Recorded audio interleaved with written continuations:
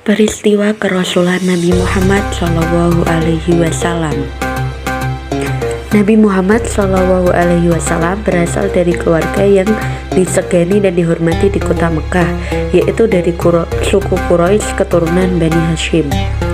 Di sini Rasulullah SAW beruzlah untuk bertafakur, memikirkan jalan keluar agar kaumnya tidak lagi berperilaku jahiliyah, sesat menyembah berhala. Tempat yang digunakan Nabi Muhammad untuk bertafakur adalah Gua Hira, terletak di Gunung Jabal Nur, sekitar 6 km sebelah utara Masjidil Haram, kota Mekah.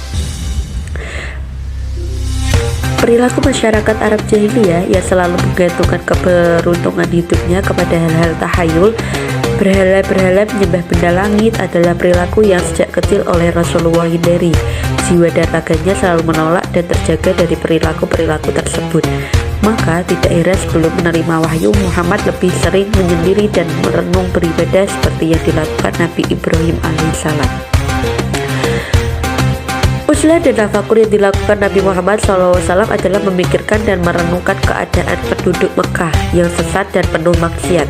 Cara beribadah seperti itu juga disebut dengan tahannus, yaitu beribadah selama beberapa malam dan menjauhkan diri dari dosa. Beliau mengadukan kepada Allah SWT. Gua Hira yang sempit dan gelap dan jalan menujunya pun sangat licin dan terjal. Hanya orang yang memiliki keberanian dan keteguhan hati yang mampu memasuki gua itu.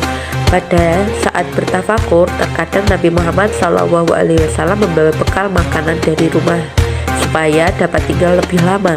Jika bekal yang dibawanya habis, ia pulang ke rumah untuk mengambil bekal yang sudah disiapkan oleh istrinya, yaitu Khadijah.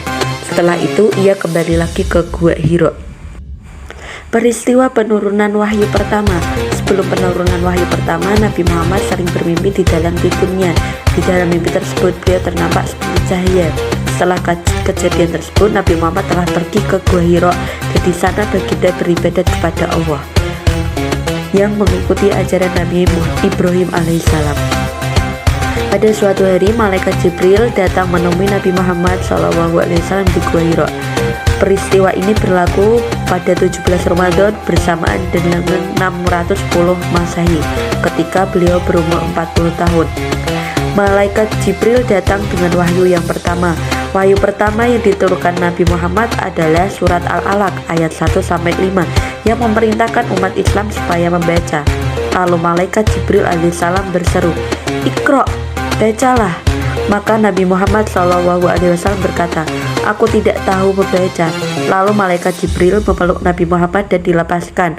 Sebanyak 3 kali malaikat memeluk Nabi Muhammad, barulah beliau dapat membaca. Nabi Muhammad pulang ke rumah dengan perasaan gerun dan gemetar karena kali pertama beliau melihat rupa malaikat Jibril alaihissalam. Setelah sampai rumah, baginda disambut oleh Siti Khadijah dan meminta agar diselimutkannya. Peristiwa penurunan wahyu kedua. Sewaktu Nabi berjalan-jalan ke suatu tempat, tiba-tiba baginda mendengar suara yang berbunyi, "Ya Muhammad, engkaulah utusan Allah." Nabi Muhammad merasa takut, lalu beliau segera kembali ke rumah dan meminta Khadijah untuk menyelimutinya.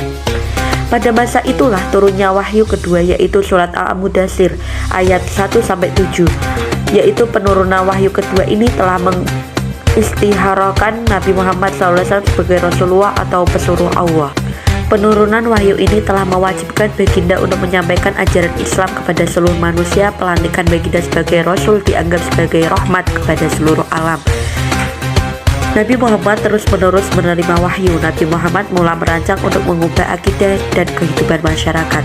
Perkara yang ditekankan oleh baginda ialah usaha untuk membetulkan akidah masyarakat Arab dengan menanamkan keimanan kepada Allah yang Maha Esa, seperti menindas, membunuh, dan mencuri. Penyebaran Islam di Mekah secara rahasia selama 3 tahun ditujukan kepada ahli keluarga baginda, sahabat yang rapat, dan kaum kerabat baginda. Ahli keluarga dan sahabat karib yang awal memeluk Islam ialah Siti Khadijah binti Khuwailid, Ali bin Abu Thalib, Zaid bin Harithah, Abu Bakar As-Siddiq. Melalui Abu Bakar As-Siddiq, beberapa orang Quraisy memeluk Islam, diantaranya Utsman bin Affan, Zubair bin Awam, Al-Arqam bin Abu Arqam. Al-Arqam telah menjadikan rumahnya sebagai pusat kegiatan Islam yang pertama di Mekah.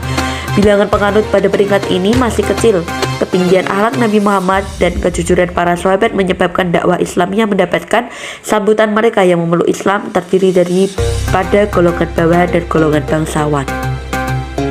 Secara terbuka, selama 10 tahun dilakukan setelah baginda menerima perintah Allah supaya dakwah Islamnya kepada masyarakat Mekah dilakukan secara terang-terangan. Berdakwah kepada keluarga Abdul Muthalib, yaitu kaum kerabat baginda setelah turunnya ayat Al-Quran. Mengadakan musyawarah dengan para sahabat, mengadakan majlis ceramah di rumah Ali bin Abi Thalib dan menerangkan tentang Islam.